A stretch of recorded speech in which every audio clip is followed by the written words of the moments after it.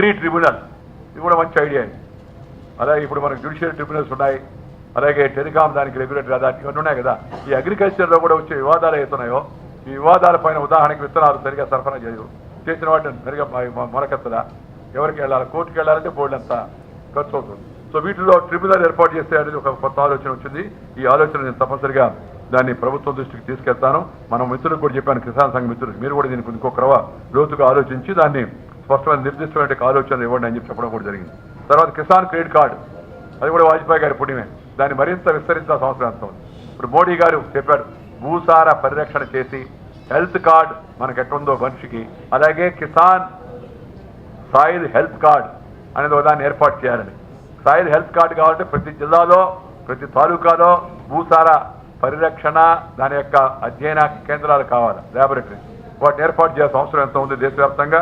ఆ దిశలో ప్రభుత్వం ఆలోచిస్తుంది. ప్రధానమంత్రి గారు చాలా పట్టుదలగా ఉన్నారు. ఇప్పుడు మొత్తం మీద కలిసి మనం మాడాలంటే ఒకటి కిసాన్ క్రెడిట్ కార్డు ఎక్స్పాండ్ చేయాలా, రెండోది భూసార ఆరోగ్య కార్డుని అందరికీ ఏర్పాటు చేయాలా, మూడవది గ్రామీణ గోదాములను ఎక్కువగా నిర్మాణం చేయాలా, నాలుగవది కోల్డ్ స్టోరేజ్ అలాగే రిఫ్రిజిరేటరీ వ్యాన్ సిస్టమ్ని ఏర్పాటు చేసుకోవాల్సి ఉంది. ఐదవది వ్యవసాయ బీమా వ్యక్తిని యూనిట్గా తీసుకోవాలి, గ్రామాన్ని యూనిట్గా తీసుకోవాలి. నేను కొంత ఊర్లో అడిగాను, నన్ను కూడా నాకు ఫిర్యాదు చేశారు కొందరు, స్టేట్ బ్యాంక్ ఆఫ్ హైదరాబాద్ కట్టించుకొని ఇవ్వడం లేదని. నేను కృష్ణరెడ్డి గారికి చెప్పాను, బ్యాంకు అధికారుల గురించి మాట్లాడాను. నేను కూడా ఖాళీ ఉంటే పిలిచి మాట్లాడతాను. నేను ఉన్నప్పుడు ఏంటంటే కట్టించుకున్న తర్వాత అక్కడ స్థానిక అధికారి పిలిచి మాడాం. ఆయన చెప్పింది ఏంటంటే, సార్ ఇదంతా నేషనల్ వాళ్ళు ఇన్సూరెన్స్ కంపెనీ వాళ్ళు నాకు ఇది మంజూరు చేయలేదని. నువ్వేమో కట్టించుకున్నప్పుడు కట్టించుకుంటేవి, తర్వాత మంజూరు చేయకపోవడం దాని గురించి కూడా చర్చించాల్సిన అవసరం ఎంత ఉంది. వ్యక్తిని యూనిట్ చేయాలా, వాళ్ళు గ్రామాన్ని యూనిట్ చేస్తున్నారు. గ్రామంలో సగం మందికి పోతేనే ఇన్సూరెన్స్, సగం నీది పోయిందనుకో అందరిది పోవాలి, నువ్వు దేవుడు దండం పెట్టుకోవాలా, స్వామి అందరికి పోయేది చేయని, అప్పుడు కానీ ఇన్సూరెన్స్ లేదని. ఈ పద్ధతి ఇది కూడా లోపభూయిష్టంగా ఉంది. దీని గురించి కూడా ఆలోచించాల్సి ఉంది. అలాగే పంటల్లో కూడా చిరుధాన్యాన్ని ప్రోత్సహించాలి. తృణధాన్యాలు అంటారు ఒకటి. తృణధాన్యం అనేది ఏదైతే ఉందో కొర్రలు, రాగులు, సజ్జలు, జొన్నలు, కందులు, మినుములు, పెసలు, వాస్తవంగా ఇంతకుముందు పంటలో మధ్యలో వేసేవాటి. ఈ మధ్య అలవాటు తగ్గిపోయింది. అవి వస్తే మన ఆరోగ్యం బాగుపడుతుంది, కొంత ఆదాయం కూడా పెరుగుతుంది. కేంద్ర ప్రభుత్వం యొక్క ఆలోచనలో కూడా ఉంది. ఈ చిరుధాన్యాలకు ప్రోత్సాహాన్ని పెంచాలనేది కేంద్రం యొక్క ఆలోచనలో ఉంది. దానిపైన కూడా దృష్టి పెడతామని చెప్పని మీ అందరికీ కూడా నేను మనవి చేస్తున్నా. దాంతోపాటు మనకి ఈ వ్యవసాయ బీమా పెట్టినప్పుడు ప్రీమియం కొంత ప్రభుత్వం భరించాల్సి ఉంది. దీనిపైన కూడా చర్చ జరుగుతోంది. దాంతోపాటు కిసాన్ ఛానల్ కేవలం హిందీలో కాకుండా ప్రతి భాషలో కూడా, ప్రాంతీయ భాషలో కూడా ఛానల్ రావాల్సి ఉంది. ప్రభుత్వం ఆలోచన అదే. ఆ ప్రగతి ఎంతవరకు వచ్చిందో నేను కనుక్కుంటాను. తెలంగాణ, ఆంధ్రలో, తెలుగులో ఆ ఛానల్ ప్రసారం అవ్వచ్చు. క్వశ్చన్లకు సమాధానం చెప్పే పరిస్థితి కూడా ఏర్పాటు చేయాలి. అసలు యాక్చువల్గా నడితే ప్రతి మండలంలో కూడా ఒక కిసాన్ కాల్ సెంటర్ ఉండాలి. కిసాన్ కాల్ సెంటర్ ప్రతి మండలంలో ఏర్పాటు కావాలి. ఆ నుంచి కాల్ చేస్తే యూనివర్సిటీకి దాన్ని అనుసంధానం చేయాలి. ఆ నుంచి డౌట్ ఏమైనా ఉంటే సమాధానం చెప్పగలిగి ఉండాలి కిసాన్కి. అలాంటి వ్యవస్థ ఏర్పాటు చేయాల్సి ఉంది. దానిపైన కూడా చర్చ జరుగుతోంది. బ్యాంక్ క్రెడిట్ అయితే ఉందో 8,50,000 కోట్లు, 8,50,000 కోట్లకు పెంచింది ఈ సంవత్సరం ప్రభుత్వం ఇచ్చే రుణాలు. కానీ అది కూడా చాలదు, దాన్ని ఇంకా పెంచాల్సిన అవసరం ఎంత కూడా ఉంది. దానిపైన దృష్టి పెట్టాల్సిన అవసరం ఎంత ఉంది. అదేవిధంగా ఇంకొకటి మనం చెప్పిన యొక్క విషయం అవుతుందో ఈ వ్యవసాయ పనిముట్లు, వాటిపైన విపరీతంగా ట్యాక్స్ వేస్తున్నారు అందరూ. ఈ వ్యవసాయ పనిముట్ల పైన అగ్రికల్చర్ ఇంప్లిమెంట్స్ అంటారు, వాటిని తగ్గించాల్సిన అవసరం ఎంత ఉంది. దానికోసం కూడా మరి ప్రజల్లో కొంత చైతన్యం రావాలి. కేంద్రం కూడా దానిపైన తగిన విధంగా కూడా ఆలోచన చేసి స్పందిస్తుందని మీ అందరూ కూడా మనం చేస్తున్నాం. దీంతో పాటు మిత్రులారా, ఈ పరంపరాగత కృషి వికాస్ యోజన అని కొత్తగా ఒక స్కీమ్ని కేంద్ర ప్రభుత్వం పెట్టింది. అలాగే హరకేత్కో పానీ, దాని విషయాల్లో కూడా కేంద్ర ప్రభుత్వం రాబోయే రోజుల్లో మరిన్ని నిర్దిష్టమైన ప్రణాళికలు రూపొందించబోతా ఉంది. అదేవిధంగా ప్రధానమంత్రి గ్రామీణ సడక్ యోజన, అలాగే రూర్బన్ మిషన్, ఇవి రెండు కూడా ఈ మధ్యకాలంలో మూలపడ్డాయి. వాటి మళ్ళా పునరుద్ధరించి ముందుకు తీసుకెళ్లాల్సిన అవసరం ఎంతో ఉంది. స్వచ్ఛ భారత్ అభియాన్, దీనివల్ల కూడా గ్రామీణ ప్రాంతాల్లో ఆరోగ్యం మెరుగుపడే అవకాశం ఉంది. దాన్ని కూడా అన్ని రకాల ప్రయత్నం కూడా చేస్తారు. అలాగే రీసెర్చ్ని పెంచాల్సిన అవసరం ఎంత ఉంది. అటల్ పెన్షన్ బీమా యోజన 18 నుంచి 40 ఏళ్ల లోపల రైతులందరికీ కూడా బీమా చేస్తే ఆ తర్వాత వాళ్ళకి కొంతకాలం తర్వాత వాళ్ళకి మళ్ళా రైతులకి బీమా వచ్చే అవకాశం ఉంటుంది. దాని విషయంలో కూడా ప్రభుత్వం ఆలోచన చేస్తుంది.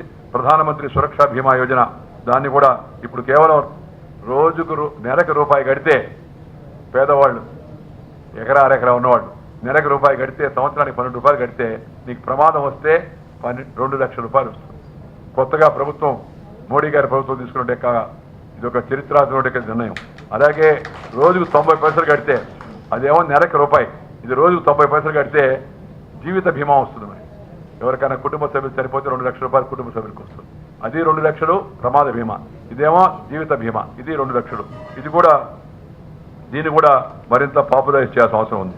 అలాగే ప్రతి ఒక్కరికి కూడా బ్యాంకు ఖాతా ఉండాలా. ప్రధానమంత్రి జనధన యోజన దాన్ని ప్రభుత్వం ఇప్పటికే ఏర్పాటు చేసి 12,37,00,000 మందికి ప్రధానమంత్రి జనధన యోజన కింద ఇవి కార్డు అందరికీ అందించారు. కొందరు చెప్తున్నారు, కొందరు బ్యాంక్ ఖాతా తెరిస్తే ఏముందని. బ్యాంకుకి ఇంతకుముందు అంటరానితనాన్ని పాటించే బ్యాంకులు. ఇప్పుడు బ్యాంకుల్లో రైతు కానీ పేదవాడు కానీ ఎవరైనా వెళితే వాడికి నేరుగా బ్యాంక్ ఖాతా తెరిచేదానికి అవకాశం కల్పించింది ప్రధానమంత్రి ఉద్దేశం. పుట్టిన ప్రతి బిడ్డకు మైనార్టీ తీరిన తర్వాత బ్యాంకు ఖాతా ఉండాలా అనేది ప్రధానమంత్రి గారి ఉద్దేశం. ఇప్పుడు కుటుంబంలో ఒకరికైతే 98% ఆల్రెడీ వచ్చేసింది. కుటుంబంలో ఒకరికి 98% కుటుంబాలకు బ్యాంక్ ఖాతా ప్రారంభమైంది. కానీ అలా కాదు, ప్రతి ఒక్కరికి కూడా బ్యాంక్ ఖాతా ఉండాలని ప్రధానమంత్రికి ఉద్దేశం. మీ అందరికీ తెలుసు, ప్రధానమంత్రి గారు చాలా పట్టుదల కలిగిన మనిషి. ఈ మార్కెటింగ్ కమిటీలు ఉన్నాయి, చాలా దగ్గర మార్కెటింగ్ కమిటీలతో డబ్బులు ఉన్నాయి. ఆ డబ్బులు వాడు ఖర్చు పెట్టరు. రోడ్డు విషయంలో ఖర్చు పెట్టచ్చు, స్టోరేజ్ విషయంలో ఖర్చు పెట్టచ్చు, గోడౌన్ విషయంలో ఖర్చు పెట్టచ్చు, టార్పాలీలు కొనుక్కొని పెట్టుకోవాల్సిన అవసరం ఉంది. అలాగే మార్కెట్ కమిటీ పక్కన స్థలాన్ని సేకరించి దాంట్లో గోడౌన్ పెట్టి ఉండొచ్చు. గోడౌన్కి మినిమం ఛార్జ్ చేయొచ్చు. చేస్తే కనీసం పంట నేను చూశాను. నేను రైతులు అక్కడ చూస్తే కడుపు దొరికిపోయింది. రావణపేటలో పొలం అంతా తీసుకుపోతున్నారు, వరి అంతా. ఆ వరి మీద మన వాళ్ళు పరిగెత్తున్నారు, టీవీ వాళ్ళు కొందరు, పార్టీ వాళ్ళు కూడా కొందరు. నాకు చూస్తుంటే వాడు కాలు పెడుతుంటే మనసు బాధేస్తుంది. చెప్తారు, ఆయన అన్నం మీద కాలు పెడితే అమ్మ మీద కాలు పెట్టినట్టు ఆయన పెట్టబడినట్టు అని చెప్పి. అది మొలకు వస్తాం. ఆ మొలకు వచ్చిన తర్వాత ఇంక దేనికి పనికిరాదు. ఆ మొలకు వచ్చిన తర్వాత ఇంక దేనికి పనికిరాదు. వాడు ఎందుకు మొలకు వచ్చిందంటే తడిచిపోయింది. ఎందుకు తడిచిపోయిందంటే పట్టలేదు, గోడౌన్ లేదు. ఏం చేయాలా? రైతు ఇంత పండించిన రైతు అంత నష్టం వస్తే వాడి బాధ హృదయ వర్ణాతీతం అనమాట. అందుకని వీటి విషయాలపైన దృష్టి పెట్టాల్సిన అవసరం అంత ఉంది. మిత్రులారా, నేను ఇందాక చెప్పిన విషయాలన్నీ ఇవన్నీ దీర్ఘకాలికమైన సమస్యలు. కొత్తగా ఈ రోజు ప్రధానమంత్రి గారు మోడీ గారు వచ్చారు కాబట్టి వచ్చినవి కాదు. ఆత్మహత్యలు జరుగుతున్నాయి. ఆత్మహత్యలు కూడా చాలా సంవత్సరాలు జరుగుతున్నాయి. దురదృష్టం, ఒక్కరు చనిపోయినా అది గంభీరమైన సమస్య. ఇది ఆ పార్టీ ఈ పార్టీ అని కాదు. దీనికి శాశ్వత ఆత్మహత్యల నివారణకు శాశ్వత పరిష్కారం ఏమిటి? ఇందాక నేను చెప్పానే, మన వ్యవసాయం రంగం అభివృద్ధి చెందాలంటే గ్రామీణ రోడ్లు కావాలా, కరెంటు సౌకర్యం ఉండాలా, నీటిపారుదల సౌకర్యం ఉండాలా, వాటర్ షెడ్స్ ఎక్కువ. గుజరాత్లో maximum water shed Keshubhai Patel Narendra Modi వచ్చిన తర్వాత వాటర్ షెడ్ పెట్టారు. దాంతో వాటర్ లెవెల్స్ పెరిగాయంతా కూడా. రెయిన్ వాటర్ హార్వెస్టింగ్ పెడుతున్నారు ఇప్పుడు కొత్తగా. ఇంట్లో ప్రతి ఒక్కరు వచ్చిన నీళ్ళని బయటకు పోకుండా కొంత నీళ్ళన్న కింద ఇంకితే ఆ నీళ్లు భూమిలో ఉంటాయి. మనం బోర్ వేసుకుంటే నీళ్లు పడతాయి. దాన్ని కూడా అందరూ మన యొక్క పట్టణ ప్రణాళికలో, అర్బన్ హౌసింగ్ ప్లాన్లో దాని యొక్క మ్యాండేటరీ చేయబోతున్నాం రాబోయే రోజుల్లో. దాన్ని కూడా ఏర్పాటు చేసే అవసరం ఎంత కూడా ఉంది. ఇలా అనేక సలహాలు ఉన్నాయి. ఈ సలహాలన్నీ కూడా ఇవాళ ముఖ్యంగా ఈ మన మజ్జిగపై చర్చ, మజ్జిగతో చర్చ అని ఎందుకు పెట్టుకున్నామంటే, కాస్త విషయాలను సమీకరించుకొని, సేకరించుకొని, అర్థం చేసుకొని కేంద్ర ప్రభుత్వానికి వాటికి చేరవేయడం యొక్క ప్రభుత్వ ఉద్దేశం. ప్రభుత్వం వచ్చి 9 నెలలు 10 నెలలు మాత్రం అయింది. ప్రభుత్వం 9 నెలలకే బిడ్డపుట్టి నడుస్తూ ఉంది. నడవడమే కాదు, వేగంగా పరిగెత్తా కూడా ఉంది. కానీ కొంతమంది అడుగుతారు, అది కాలేదు, ఇది కాలేదు, అది అయిపోయింది, ఇది అయిపోయింది, ఎంత అయిపోయింది, మోడీ గారు వచ్చారు, అది వస్తున్నారు, నల్లధనం వస్తున్నారు, ఎక్కడ పోయింది నల్లధనం? అంత సులభంగా వచ్చేట్టు నేను కాంగ్రెస్ మిత్రులు అడిగా, అంత సులభంగా వచ్చేటుంటే మీరు 50 ఏళ్ళలో ఎందుకు తేలదయ్యాదని, 10 ఏళ్ళలో ఎందుకు తేలని చెప్పండి. అంత సులభంగా అంటే దానికి ప్రయత్నం చేయాలా, ప్రక్రియలు ఉన్నాయి. అక్కడ బ్యాంకులు దేశాలతో ఒప్పందం పెట్టుకోవాల్సి ఉంది, అంతర్జాతీయ ఒప్పందాలు ఉన్నాయి, చట్టపరమైన సమస్యలు ఉన్నాయి. వాటిని తీసుకురావాలి. మొదటి రోజే మన మిత్రులు, మన ప్రతిపక్ష మిత్రులు పార్లమెంట్లో మోడీ హాయ్ హాయ్ కాలా ధన్ వాపస్ రావు వాపస్ రావు వాపస్ రావు ఏం మాట్లాడి మొదటి రోజే, ప్రభుత్వం వచ్చిన మొదటి రోజే ఎవడో అన్నా అటు పెళ్ళైన రోజు ప్రకారం పట్టేది ఏంది నీకు అనిపెట్టు నువ్వు అని చెప్పి నేను అడిగితే నాకు మిగతా వాళ్ళు నేను కొద్దిగా తక్షణమే స్పందిస్తాను. నేను రేపు చెప్పాను వాపస్ రాయంగి అని. అందరూ అడుగుతున్నారు వాపస్ రాయంగా పోయి చెప్తున్నాడు ఏందండి, ఎక్కడ పెట్టారో చెప్పండి తీసుకొస్తామని చెప్పాను. ఎందుకంటే మన ప్రభుత్వం వచ్చిన రూపాయి బయటకు వెళ్ళా. నరేంద్ర మోడీ గారి ప్రభుత్వం ఇచ్చిన తర్వాత నల్లధనం బయటకు వెళ్లే ప్రసక్తి లేదు. రేపు పార్లమెంటు సమావేశాల్లో నల్లధనం మీద చట్టం రాబోతుంది. ఆ చట్టాన్ని కానీ తెలుసుకుంటే కళ్ళు బయలు గమ్ముతాయి వాళ్ళకి. నల్లధనాన్ని పెట్టేవాళ్ళకి రాబోయే రోజుల్లో ఇండియాలో పెట్టేవాళ్ళకి, విదేశాలను కాదు. సో ప్రభుత్వం నల్లధనాన్ని రాకుండా చేయడం కోసం అన్ని చర్యలు తీసుకుంటుంది రాబోయే రోజుల్లో.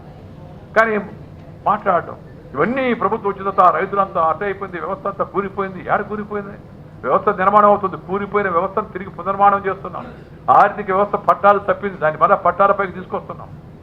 ద్రవ్య లోటు ఉండింది, ఆర్థిక లోటు ఉండింది, రెవెన్యూ లోటు ఉండింది, వాణిజ్య లోటు ఉండింది, కరెంట్ అకౌంట్ తాజా ఖాతా లోటు ఉండింది, అన్నిటికన్నా విశ్వాసం లోటు ఉండింది. ఆ విశ్వాసం వల్ల తిరిగి వెనక్కి వచ్చింది. ఇవాళ ప్రపంచం ఇండియా వైపు చూస్తుంది. మోడీ గారి ప్రపంచానికి ఎక్కడికి వెళ్ళినా నిన్న కమ్యూనిస్ట్ మిత్రులు తీర్మానం చేశారు. మోడీ గారు అగ్రరాజ్యాలకు తాకట్టు పెట్టాడు ఇండియాని. అగ్రరాజ్యాలన్నీ ఇండియా వైపు చూస్తున్నాయి.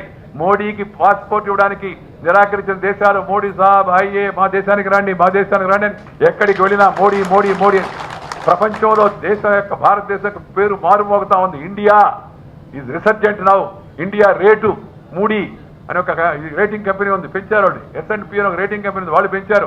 ఇవాళ తాజాగా చూడండి, మీరు ఆర్థిక పత్రికలో చూస్తే చైనాను మించి భారతదేశం యొక్క అభివృద్ధి రేటు పెరగబోతోందని చెప్పని వాళ్ళందరూ కూడా అధ్యయనం చేసి చెప్పారు. ఎవరి వల్ల? నాయకత్వం వలన, విధానాల వలన.